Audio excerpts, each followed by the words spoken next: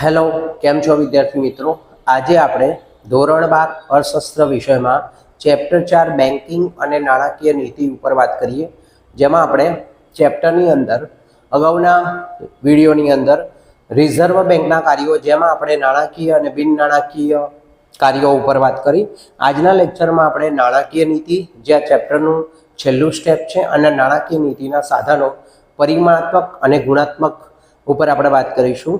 તો પહેલાં આપણે નાણાકીય નીતિની વ્યાખ્યા જોઈશું, એના પછી આપણે પરિમાણાત્મક સાધનોનો પરિચય મેળવીશું, એના પછી ગુણાત્મક સાધનોનો પરિચય મેળવીશું.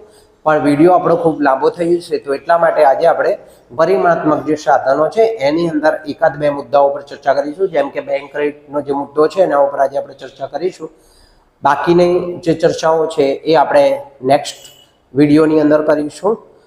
તો એના માટે મારો વિડીયો તમે જોતા રહો, મારી ચેનલને સબસ્ક્રાઈબ કરો, લાઈક કરો, શેર કરો, જેથી કરીને મારા આવનારા તમામ વિડીયો તમને મળતા રહે. તો ચલો શરૂ કરીએ નાણાકીય નીતિ ઉપર. નાણાકીય નીતિ આરબીઆઈ કેમ બનાવે? તો પહેલાં એનું ખાસ કારણ એ છે કે આપણા અર્થતંત્રની અંદર અર્થશાસ્ત્રના સિદ્ધાંત મુજબ નાણાંની માંગ અને નાણાંનો જે પુરવઠો છે એને સંચાલન અને નિયંત્રણ કરવા માટે જે નીતિનો ઉપયોગ કરવામાં આવે છે એને આપણે નાણાકીય નીતિ કહીશું. કેમ કે અર્થતંત્રમાં નાણાંનો પુરવઠો ના વધી જવો જોઈએ, ના ઘટી જવો જોઈએ, માંગ ના વધી જવી જોઈએ, ના ઘટી જવી જોઈએ. હવે માંગ ઉપર સરકારનો કંટ્રોલ હોતો નથી, પરંતુ પુરવઠાને વધારે અને ઓછો એ આરબીઆઈ દ્વારા કરી શકે છે. તો અર્થશાસ્ત્રના સિદ્ધાંત મુજબ નાણાકીય નીતિ એટલે કે અર્થતંત્રમાં નાણાંની માંગ અને નાણાંના પુરવઠાનું સંચાલન અને નિયંત્રણ કરવાની નીતિ. નાણાંની માંગ અને પુરવઠામાં અસમતુલા હોય, એટલે કે સમતુલા ના હોય, માંગ અને પુરવઠા વચ્ચે સમતુલા હોવી જોઈએ. અસમતુલા હશે તો આપણા દેશની અંદર, એટલે કે અર્થતંત્રની અંદર ફુગાવો અથવા તો મંદી જેવી પરિસ્થિતિ સર્જાશે, જેના કારણે આંતરરાષ્ટ્રીય બજારની અંદર નાણાંનું મૂલ્ય ઉપર અસર પહોંચશે, અથવા તો એવું કહી શકાય કે આંતરરાષ્ટ્રીય બજારમાં નાણાંનું મૂલ્ય ઘટશે તથા અર્થતંત્રમાં અસ્થિરતા આવશે, એટલે કે અર્થતંત્ર બરોબર ચાલશે નહીં. તો અર્થતંત્રમાં સ્થિરતા લાવવા માટેની જે નીતિ છે એને આપણે નાણાકીય નીતિ તરીકે ઓળખીશું. તો માટે નાણાંની માંગ અને પુરવઠાનું સંચાલન અત્યંત જરૂરી બને છે, અને આથી નાણાકીય નીતિને આપણે સ્થિરતા લાવવા માટેની નીતિ, એટલે કે જેને આપણે સ્ટેબિલિટી પોલિસી તરીકે પણ ઓળખીએ છીએ. ભારતની અંદર સ્ટાર્ટિંગના વર્ષોમાં, એટલે કે શરૂઆતના વર્ષોમાં, આઝાદી મળ્યા પછી આપણે આપણા આયોજનની શરૂઆત કરી. આયોજનનો સમયગાળો તમને ખબર જ હશે કે પહેલી પંચવર્ષીય યોજના આપણી 1951થી 56 સુધીની હતી. તો એ પંચવર્ષીય યોજનાઓની અંદર, એટલે કે શરૂઆતના વર્ષોની અંદર જે નાણાકીય નીતિ હતી એનો ઉદ્દેશ હતો ફક્ત નાણાંના મૂલ્ય, નાણાંનું પ્રમાણ અને નાણાંના સ્વરૂપને નિયંત્રિત કરવાનો હતો. એના પછી આપણો નાણાકીય નીતિનો જે હેતુ છે, એટલે કે એનો જે ઉપયોગ છે, શાક સર્જન માટે આપણે કરીએ છીએ. એની કેટલીક વ્યાખ્યાઓ છે, તો વ્યાખ્યાઓ ઉપર આપણે વાત કરીશું. તો સૈદ્ધાંતિક વ્યાખ્યાઓમાં પહેલી વ્યાખ્યા છે કે નાણાકીય સત્તા દ્વારા, નાણાકીય સત્તા એટલે કે આરબીઆઈ દ્વારા, એટલે કે રિઝર્વ બેંક ઓફ ઇન્ડિયા દ્વારા લેવાયેલા એવા સભાન પગલાં, એટલે કે એવા જાગ્રત પગલાં કે જે નાણાંના જથ્થા, એટલે કે એની ઉપલબ્ધિ, એટલે કે નાણું જે ઉપલબ્ધ હોય આપણા અર્થતંત્રમાં, જે બજારમાં ઉપલબ્ધ હોય, આરબીઆઈ પાસે જે ઉપલબ્ધ હોય એ, અને નાણાંનો ખર્ચ, એટલે કે જે પ્રજા વાપરતી હોય નાણાંના ખર્ચની અંદર જે પરિવર્તન લાવવાની જે નીતિ છે, એટલે કે વાપરવાની તરહ, સરકારની વાપરવાની તરહ, લોકોની વાપરવાની તરહ બદલવાની જે નીતિ છે, તરહ એટલે કે પદ્ધતિ, એટલે કે એ પરિવર્તન લાવવાની જે રીત છે એને આપણે કહીશું નાણાકીય નીતિ.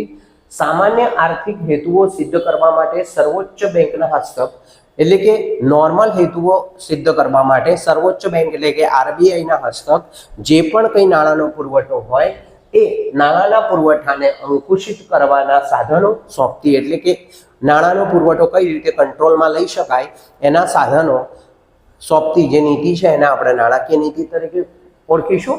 અને એની એક સામાન્ય વ્યાખ્યા છે, એટલે કે સામાન્ય શબ્દોમાં જો આપણે એની વ્યાખ્યા જોઈએ તો દેશના આર્થિક વિકાસની પ્રક્રિયાને ધ્યાનમાં રાખીને, એટલે કે આપણા દેશનો આર્થિક વિકાસ થવો જોઈએ, તો એની વિકાસની પ્રક્રિયાને ધ્યાનમાં રાખીને લોકોનું હિત જાળવીને, એટલે કે લોકોનું હિત જોખમાય નહીં એ રીતે, તો લોકોનું હિત જાળવીને આર્થિક સ્થિરતા, એટલે કે સ્ટેબિલિટી, જેને આપણે ઇકોનોમિક સ્ટેબિલિટી તરીકે ઓળખીશું, તો આર્થિક બેંક એટલે કે RBI reserve bank of India દ્વારા નાણાંનો પુરવઠો અંકુશિત કરવામાં આવે, એટલે કે નાણાંના પુરવઠાને વધી ગયો હોય તો ઘટાડવામાં આવે, ઘટી ગયો હોય તો વધારવામાં આવે. અંકુશિત કરવા માટેની જે નીતિ છે એને આપણે નાણાકીય નીતિ કહીશું. તો આ વ્યાખ્યાઓ છે નાણાકીય નીતિ.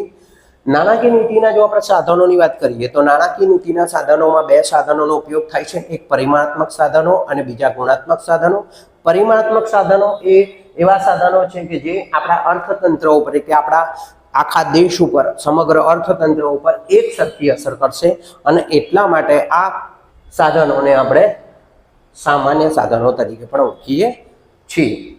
તો આના સાધનોની જો આપણે વાત કરીશું તો અહીંયા તમને 7 સાધનો આપેલા છે. એક છે બેંક રેટ, બીજું છે રેપો રેટ અને રિવર્સ રેપો રેટ, ત્રીજું છે કપરા સમયમાં સ્થિરતા લાવવા માટેની જોગવાઈઓ, ચોથું છે જેને આપણે CRR તરીકે ઓળખીશું, કેશ રિઝર્વ રેશિયો, રોકડ અનામતના પ્રમાણમાં ફેરફાર, પાંચમું જે છે એને આપણે SLR તરીકે ઓળખીશું, જેને આપણે સ્ટેચ્યુટરી લિક્વિડિટી રેશિયો તરીકે ઓળખીશું, જેને ગુજરાતીમાં કહેવાય કાયદા માન્ય પ્રવાહિતાનું પ્રમાણ, અને ખુલ્લા બજારના કાર્યોને આપણે કહીશું ઓપન માર્કેટ ઓપરેશન. અને સાતમું જે છે કે આરબીઆઈ દ્વારા જે સરવૈયું હોય એટલે કે આપણા દેશનું જે સરવૈયું હોય એ સરવૈયાને જે હુંડિયામણનો દર વધારે અને ઘટાડો થતો હોય એ વધારે અને ઘટાડના પ્રમાણમાં જે આંચકાઓ આવતા હોય એ આંચકામાંથી મુક્ત કરવા માટેની સ્ટરીલાઇઝેશનની નીતિ. તો આ 7 સ્ટેપ છે કે જે નાણાકીય નીતિના પરિમાણાત્મક સાધનો છે અને એમાંથી આપણે બેંક રેટ ઉપર ચર્ચા કરીશું. તો બેંક રેટ એ શું છે પહેલાં આપણે એ જોઈ લઈએ. જ્યારે વેપારી બેંકો એટલે કે SBI, BOB, વેપારી બેંકો એ શિડ્યુલ બેંકોનો એક પ્રકાર છે. તો આવી વેપારી બેંકોને જ્યારે પણ નાણાંની અછત અનુભવાય એટલે કે એની પાસે નાણાં ઓછા થઈ ગયા હોય ત્યારે તે આરબીઆઈ પાસે નાણાં ઉધાર લે છે, મતલબ કે લોન લે છે. આરબીઆઈ વેપારી બેંકોને લાંબા ગાળાનું જે ધિરાણ આપે છે, લાંબા ગાળા માટેનો સમયગાળો જે છે એ આરબીઆઈ દ્વારા નક્કી કરવામાં આવે છે, જે 15 દિવસથી વધારે હોય છે. તો જે વ્યાજના દરે આપે છે તેને આપણે બેંક રેટ કહીએ છીએ. તો બેંક રેટની આ વ્યાખ્યા છે તેને તમારે બરોબર જોઈ લેવાની છે. સમજણ ના પડે તો તમે મને કોમેન્ટ કરી શકો છો. ફરીથી એકવાર કહી દો, બેંક રેટ એટલે કે જ્યારે પણ વેપારી બેંકોને નાણાંની અછત અનુભવાય એટલે કે પૈસાની જરૂર હોય ત્યારે એ આરબીઆઈ પાસેથી લોન લેશે. આરબીઆઈ એને લાંબા ગાળા માટે જે વ્યાજના દરે લોન આપશે તે વ્યાજના દરને આપણે બેંક રેટ કહીએ છીએ. જ્યારે આરબીઆઈ બેંક રેટ વધારે ત્યારે બેંકોને ધિરાણ લેવું મોંઘું પડે, એટલે કે જ્યારે આરબીઆઈ બેંક રેટની અંદર વધારો કરે તો વેપારી બેંક છે એ ધિરાણ જ્યારે લેવા જશે ત્યારે ધિરાણ એને મોંઘું પડશે, અને એ વેપારી બેંકો જ્યારે પ્રજાને ધિરાણ આપશે એટલે કે લોન આપશે પ્રજાને ત્યારે એ પણ ઊંચા વ્યાજના દરે લોન આપશે અને એના કારણે પ્રજા એ લોન લેશે નહીં અથવા તો એ લેવાનું ટાળશે. તો વેપારી બેંકો ધિરાણ લેવાનું મોંઘું પડતા તેઓ સામાન્ય પ્રજાને ઊંચા વ્યાજના દરે ધિરાણ આપે છે. વ્યાજનો દર વધતા પ્રજા ઓછું ધિરાણ લે છે, એટલે કે ધિરાણ લેવાનું ઓછું કરે છે અને આમ નાણાંનો પુરવઠો ઘટે છે. જ્યારે અર્થતંત્રમાં ફુગાવો હોય એટલે કે ભાવ વધારો હોય, એટલે કે બધી જ વસ્તુમાં ભાવ વધી ગયા હોય અથવા તો અર્થતંત્રમાં નાણાંનો પુરવઠો વધી ગયો હોય ત્યારે આરબીઆઈ બેંક રેટ વધારે છે કે જેના કારણે નાણાંનો પુરવઠો ઘટી જાય. આપણે ઉપર જોઈ ગયા કે નાણાંનો પુરવઠો કઈ રીતે ઘટશે. તો બેંક રેટ વધારવાથી નાણાંનો પુરવઠો ઘટશે અને ફુગાવો ઓછો થાય છે. અને જ્યારે મંદી હશે ત્યારે બેંક રેટ એ ઓછો કરી દેશે કે જેથી કરીને વેપારી બેંકો વધારે ધિરાણ લેશે. હવે વેપારી બેંકો જો વધારે ધિરાણ લેશે સસ્તા વ્યાજના દરે તો એ પ્રજાને પણ સસ્તા વ્યાજના દરે ધિરાણ આપશે અને એના કારણે અર્થતંત્રમાં નાણાંનો પુરવઠો વધશે, તો મંદી દૂર થશે. તો મંદીની અંદર આમાં ઉલટું કરે છે. તો ઉલટાની પ્રક્રિયા મેં તમને આખી સમજાવી દીધી કે કઈ રીતે ફુગાવાથી મંદીમાં ઉલટું થાય. જ્યારે નાણાંની માંગ કરતાં નાણાંનો પુરવઠો વધુ હોય એટલે કે જ્યારે નાણાંની માંગ ઓછી હોય અને પુરવઠો વધારે હોય ત્યારે ફુગાવો સર્જાય છે. અને એનાથી ઉલટું એટલે કે જો પુરવઠો ઓછો હોય અને માંગ વધારે હોય, એટલે કે લોકો બહુ બધા પૈસા લેવા આવતા હોય અને પુરવઠો ના હોય, એટલે કે નાણું બજારમાં ના હોય, તો એને આપણે મંદી કહીશું. અને ત્યારે મંદી સર્જાય છે. તો મંદીની અંદર બેંક રેટને આપણે ઓછો કરીએ છીએ, જ્યારે ફુગાવાની અંદર બેંક રેટને આપણે શું કરીએ છીએ તો વધારીએ છીએ. હવે બેંક રેટ ખૂબ નીચા રાખવાની નીતિને આપણે સસ્તા નાણાંની નીતિ કહીશું. આ એની વ્યાખ્યા છે સસ્તા નાણાંની નીતિની, તો એ પણ તમે ખાસ યાદ કરી લેજો. બેંક રેટ ખૂબ ઊંચો રાખવાની નીતિને મોંઘા નાણાંની નીતિ કહે છે. એટલે કે પરીક્ષાની અંદર તમને સસ્તા નાણાંની નીતિ પૂછાય, મોંઘા નાણાંની નીતિ પૂછાય, તો તમે આ વ્યાખ્યા લખી શકો છો. છેલ્લા કેટલાક વર્ષોમાં આરબીઆઈ નાણાંનો પુરવઠો બેંક રેટ દ્વારા નિયંત્રિત કરવાના બદલે રેપો રેટ અને રિવર્સ રેપો રેટનો ઉપયોગ કરે છે. એટલે કે હમણાંથી આરબીઆઈ બેંક રેટનો ઓછો ઉપયોગ કરે છે, રેપો રેટ અને રિવર્સ રેપો રેટનો ઉપયોગ વધારે કરે છે. તો રેપો રેટ અને રિવર્સ રેપો રેટ ઉપર આપણે સમજૂતી જ્યારે એની આવશે ત્યારે આપણે ચર્ચા કરીશું. અત્યારે આપણે થોડી ઘણી માહિતી હું તમને કહી દઉં કે રેપો રેટ એ ટૂંકા ગાળા માટે વપરાય છે, અને એટલા માટે ટૂંકા ગાળાના અંદર જ્યારે આપણે ફુગાવાને ઘટાડવો હોય ત્યારે આરબીઆઈ રેપો રેટનો ઉપયોગ કરશે, પણ લાંબા ગાળા માટે આપણે બેંક રેટનો ઉપયોગ કરીશું.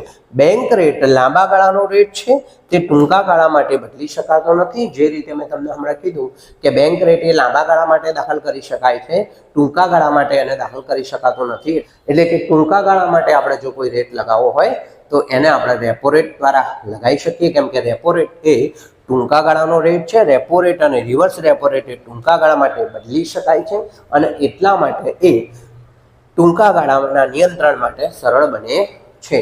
તો રેપો રેટ કોને કહેવાય, રિવર્સ રેપો રેટ કોને કહેવાય, એ આપણા બીજા વિડીયોની અંદર આપણે જોઈશું, કે જેથી કરીને તમને એની વ્યવસ્થિત માહિતી મળતી રહે. અહીં તમને સ્ત્રોત આપેલો છે કે www.rbi.org, જે ભારતમાં બેંકના રેટના જે વલણો છે, એટલે કે કઈ કઈ રીતે બેંકના રેટના વલણો બદલાયા છે એના ઉપર વાત કરીશું આપણે. તો 1953માં એ 3.5% હતો, 1981ની અંદર 10% હતો, 1991માં 12% હતો. કેમ કે એ વર્ષે આપણને ઉદારીકરણ, ખાનગીકરણ અને વૈશ્વિકરણ થયેલું, અને એના કારણે બહારના જે દેશના જે વિદેશી દેશની જે કંપનીઓ છે ભારતમાં આવેલી, જેના કારણે નાણાંનો પ્રવાહ બહુ વધી ગયો હતો અને ભાવો પણ બહુ વધી ગયા હતા, જેના કારણે ફુગાવાને કંટ્રોલ કરવા માટે 12%નો રેટ દાખલ કરવામાં આવેલો, અને 2016માં 7%નો રેટ છે. તો આ રીતે આપણે પરિમાણાત્મક સાધનોની અંદર બેંક રેટ ઉપર ચર્ચા કરી. નેક્સ્ટ વિડીયોની અંદર આપણે repo rate, reverse repo rate અને એના બીજા જે સાધનો છે પરિમાણાત્મક, એના ઉપર આપણે વાત કરીશું. તો એના માટે મારો વિડીયો જોતા રહો.